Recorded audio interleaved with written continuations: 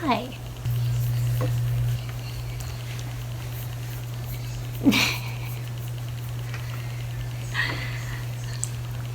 Cutie. Now he goes down. Now he goes down for sleep.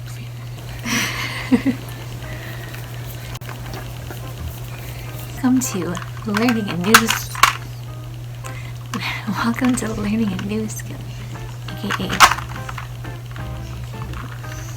today I'm going to be focusing on learning more about the Rubik's Cube and practicing how to solve it. Full disclosure, this is not the first time I have learned how to solve a Rubik's Cube, but I forgot, so I'm starting all over anyway. And a little bit about this tiny little cube thing. It's a very popular toy made by Rubik, who at first wanted to help his students understand three-dimensional problems. In order for me to actually solve the Rubik's Cube, I have to look it up because I forgot, and I'll also put the link in the description below of where I found the information. But to the best of my ability, either explain or show how to do each part. So according to this website, there are 6 stages of solving the Rubik's Cube. Stage 1, know your cube. Stage 2, the white cross. Stage 3, the white corners. 4, the middle layer. 5, the yellow face.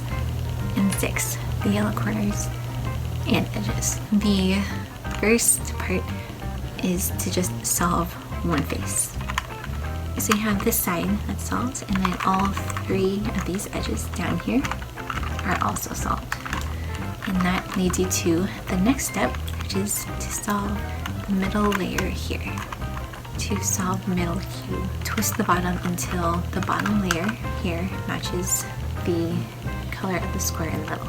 And then you choose one of the sides where you can get the top middle square to have a color that does not match what the top layer will be. So the top layer of my cube will be yellow, and I need to make sure that whatever this middle cube is connected to is not yellow. So you have this, okay? And it has the green on top, which means that you want to get this green square right here, because that's where the green is. And if you're looking at it, it's gonna go clockwise, which is key to this part, because this page shows you what steps to follow if you need the square to go clockwise or counterclockwise. So it's going clockwise. Then you're going to move the top layer to the left, right, up layer back to the right, right down, up to the right, front to the left, up to the right, and front layer. No! Front layer to the right. Sorry. My dog's trying to drink my drink. And so what you have is whatever square was here is now here. Ta-da! And you just do that over and over until this is done.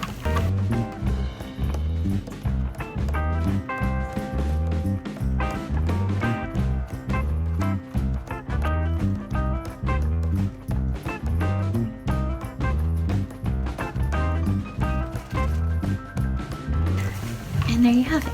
You have the entire middle layer complete. The next stage of solving this is to solve whatever face is opposite the first face that you solved. The first step of this is just trying to get the yellow cross in the middle. I already have that, and I have 2 corners, so I'm further along.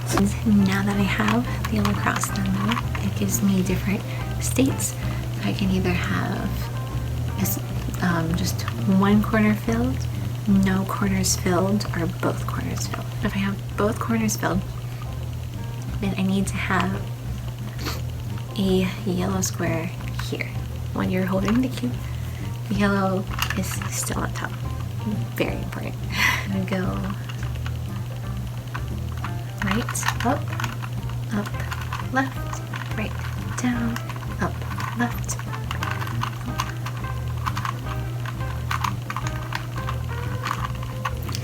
You have to do this section a few times.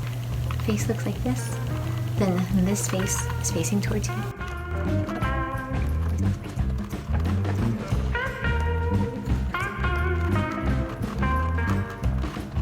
And there you go.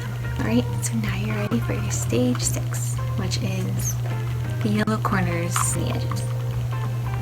Corners, which is weirdly enough, all of my corners are actually right, which doesn't always happen. Which means I can skip to the last phase. All 4 of my edges are incorrect, since I'm going to have to do the last sequences at least twice. If your cube looks like this, so you still hold the yellow at the top, whatever the white face on the bottom.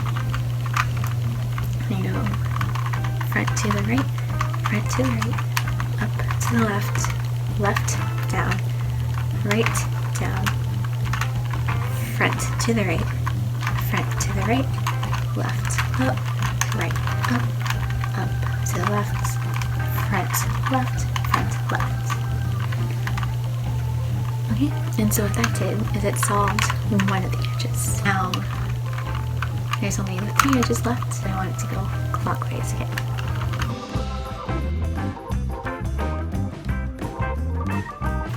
And there you go. Takeaway from this is the Rubik's Cube is actually a very feasible skill for anybody to learn. There are so many resources on the internet. I mean, to me at least, I feel like learning something new and learning a new skill and practicing it and being able to succeed and eventually not needing to look at the algorithms just because you remember is pretty cool, and it makes me feel a little bit more confident in myself. Alright, that's all I got. Bye.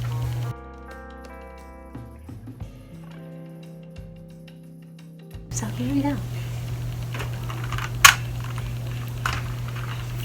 Right now, I'm looking up the history of the Rubik's Cube. I learned it at one point and then I forgot.